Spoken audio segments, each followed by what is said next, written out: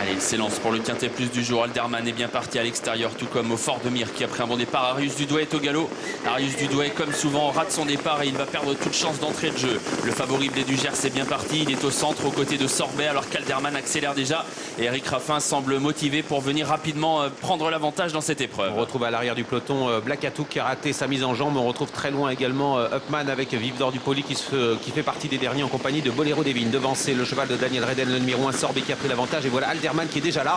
Il va prendre la tête dans quelques instants alors qu'au Fort de Mire accélère à l'extérieur. Blé du Gers, le favori, est tout près au Fort de Mire qui est au galop à cet instant. Ouais, faute de Fort de Mire qui perd énormément de terrain, qui a pu être remis, mais il a perdu beaucoup de vitesse alors que devant les tribunes, Alderman a pris les choses en main. Alderman, tête et corde, qui passe devant les tribunes, devant Ungaro Deva, Sorbet qui est là, Blé du Gers, le favori, est très bien placé, il est 4e. Vuelan vient côté corde devant Auch qui est bien placé lui aussi, 6e, juste devant Blues d'Orville et Arthur Auboy, direction la descente. Avec Alderman qui a pris la tête, Tony Lebelair est venu dans son sillage avec Ungaro Deva, 3e place pour Sorbet. Il y a du rythme, beaucoup de rythme dans la descente, le peloton s'étire. Où est Blé du Gers, le favori? Il attend en 4e position. On a 4 concurrents qui sont en file indienne devant et à quelques longueurs les uns des autres, alors qu'un petit peu plus loin il y a Voeland avec également et tentant de venir derrière un adversaire, Blues d'Orville qui est bien placé 7e. Le bas de la descente bientôt, Alderman toujours en tête devant Ungaro Deva qui reste à son contact. Sorbet est en 3e position devant Blé du Gers. Faute d'Arthur Auboy.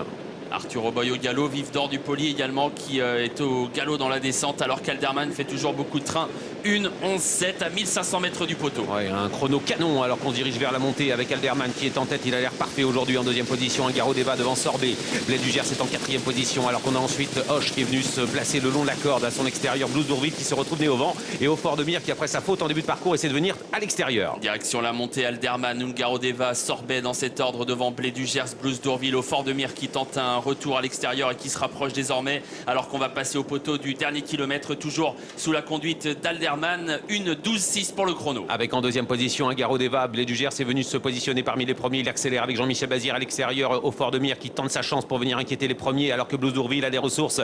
Il vient en progression 4-5e avec tout près de lui également à la corde enfermée numéro 1 Sorbet alors que Auch patiente. Boléro Devine est plus loin, les autres ont du mal. L'attaque de Blé du Gers dans la montée qui vient passer Alderman qui semble ne pas pouvoir lui répondre. Ça se complique pour Alderman semble-t-il. Blé du Gers c'est facile à sa hauteur alors qu'au Fort de Mire doit poursuivre son effort le nez au vent.